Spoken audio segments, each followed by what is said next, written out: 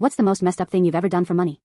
It was 2 weeks before rent was due and I was staring down a bowl of ramen noodles I couldn't afford to put an egg in. I needed money badly, the kind of money that usually requires excellent credit or questionable life choices. I chose the latter of course and answered a cryptic campus ad promising $500 cash for 8 hours of uninterrupted custodial services. The address led me to an abandoned industrial park near the docks, which should have been my first clue. My employer, a skinny guy named Vince, who smelled vaguely of gasoline and regret, didn't ask for my name. He just pointed to a massive reinforced steel shipping container sitting alone inside a dusty warehouse bay. He handed me a key and a folding chair. Sit in this chair for exactly 8 hours from midnight until 8 a.m. He instructed, don't fall asleep, don't leave the bay, and for God's sake do not look inside that box, don't touch the temperature gauge, just sit. $500 to babysit a heavily armored refrigerator. The second Vince drove off, the container started making noises, an occasional wet thud followed by a low rhythmic thrumming. The whole night was an internal war between the $500 and my curiosity. Every tick of the clock was agony.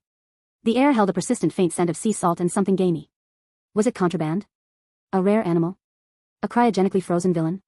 The tension was almost unbearable. The payment had to be covering something illegal or truly terrifying. When my cheap digital watch finally flicked to 8 o'clock a.m., I didn't even wait for Vince. I jammed the key into the heavy lock, flipped the steel latch, and yanked the doors open, ready to face whatever consequence was waiting. A blast of frigid air hit me, revealing the entire absurd cargo: 18 tons of frozen tilapia stacked head to tail and one industrial ceiling fan running on the floor to help circulate the cold. That was it. I got paid $500 to protect a pallet of frozen fish from the imaginary threats of a deserted dockyard, and that, my friend, is how I finally afforded 2 eggs for my ramen.